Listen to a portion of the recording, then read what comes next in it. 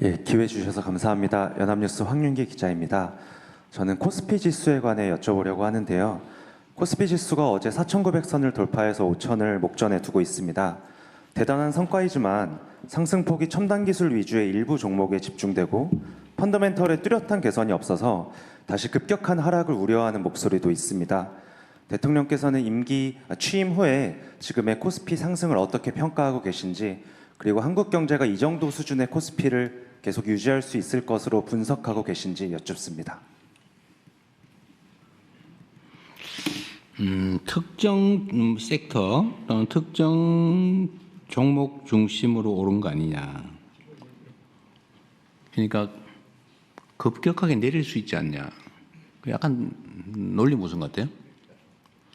즉 대부분의 종목은 오르지 않았다. 그럼 떨어질 일도 없겠죠. 그게 문제이긴 해요. 모두가 다 오르면 좋죠. 근데 주식시장은 본질적으로 모두가 다 오를 수 없어요. 개선되는 업종도 있는 것이고 개선되지 못하는 업종도 있는 것이고 저평가된 종목도 있고 고평가된 종목도 있죠. 주식시장은 세상 만사만큼이나 다종다양하죠. 안 오르는 것보다는 오르는 게 낫죠.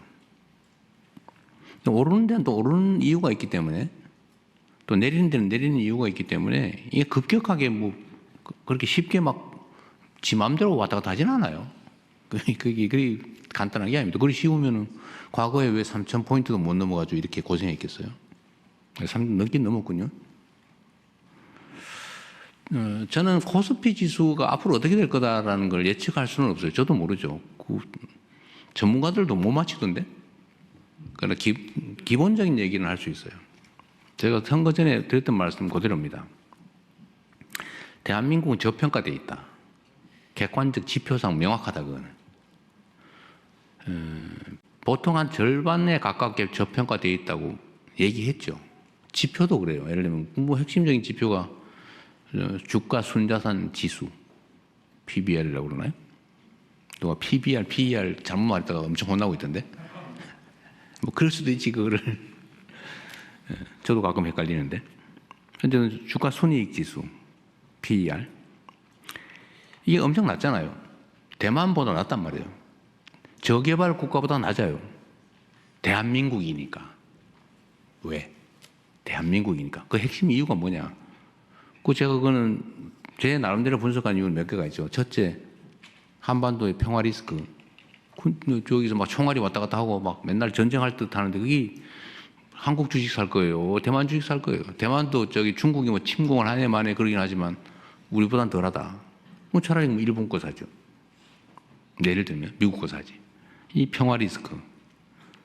두 번째로는 저 한국 주식은 못 믿겠더라. 경영 리스크, 지배구조 리스크. 갑자기 떼가지고 분리 상장해가지고 자기들이 다 먹어보고 알맹이를 쏙 빼가더라. 내가 분명히 송아지 밴 암소를 샀는데 송아지가 주인이 남이요. 이거 화 나요, 안 나요? 그 송아지 소를 왜 삽니까? 안 샀죠. 경영 리스크, 시장 리스크. 이 맨날 주가 조작하고 있어요. 믿을 수가 없어요.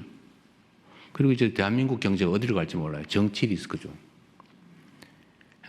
이게 뭐, 나라가 어디로 갈지를 아무도 모르고 막 우왕좌왕하는 것 같아요. 이 네 가지 때문에 저평가되고 있는데 요거를 해서 해결하면 개선되잖아요. 그런데 제가 그래서 선거 전에 말씀드렸잖아요. 그냥 정권이 바뀌는 것만으로 3,000원 넘어갈 거다.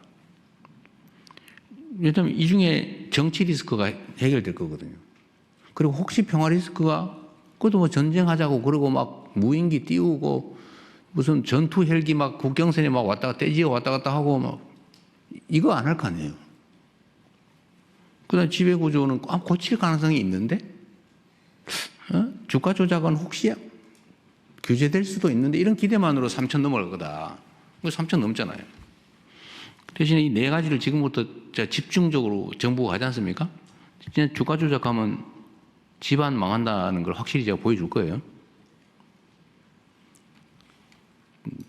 그냥 주가 조작하는 사람 정신 차리라니까요.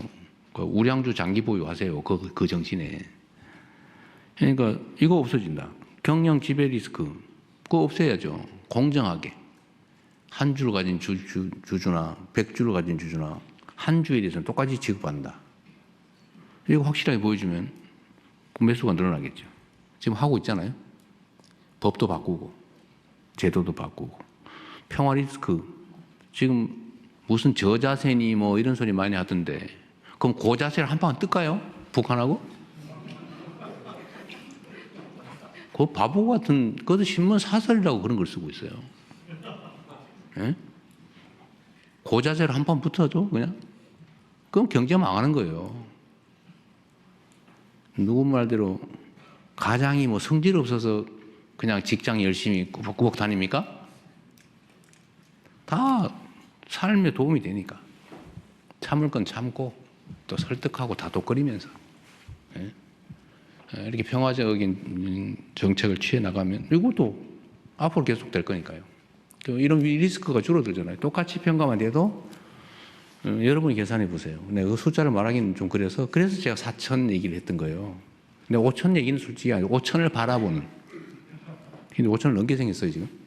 근데 거기는 요인이 있죠. 우리가 예측 못했던 게 있어요. 인공지능과 반도체 분야에 예측 못한 정도의 화랑이죠. 그건 예측 못했던 거예요. 근데 그 부분이 집중적으로 지금 영향을 미치지 않습니까? 그리고 5천을 넘어가네 만에 그러고 있는데 오늘 아까 보니까 떨어졌던데 많이 안 떨어지더라고 보니까. 소위 말해서 대기 매수세가 엄청 있다는 거 아니에요. 어제 밤 분위기로는 확 떨어졌어야죠. 그죠? 어제 미국장이나 국제 정세에 비춰보면 대폭락을 했어야 되거든요. 지금 얼마 떨어졌는지 모르겠는데. 하여튼 그게 우리 장의 지금 현재 상황이죠. 그리고 저는 이게 주가를 뭐 인위적으로 부양하는 게 아니고 정상화가 중요하다고 본 게 제가 그때도 선거 전에도 말씀드렸던 건데 국민의 재산을 늘리는 겁니다. 국가의 부를 늘리는 거예요. 대한민국 기업이라는 이유로 똑같은 기업이 왜 싸구려 취급을 당합니까? 아니 똑같은 금 한돈 반지인데 이재명이가 가진 거는 2만 원이고 저분이 가진 거는 5만 원 또는 저분이 가진 건 80만 원이에요. 왜? 말이 안 되잖아요. 가난하잖아요. 제가 가격 받아야지. 내가 가지고 있는 반지가 한돈짜리인데 이거 80만 원짜리야 라고 평가받으면 내 재산이 수십 배 늘어난 거 아닙니까? 근데 이게 왜곡되어 있었단 말이에요. 이거 정상화. 중요하잖아요. 이제 정상을 찾아가는 중이라고 저는 생각해요. 정상을 찾아가는 중. 그리고 이제 혹시 대폭락이 오지 않을 그건 저도 모르죠. 그러나 뭐 투자는 신중하게 자기 판단하에 해야죠.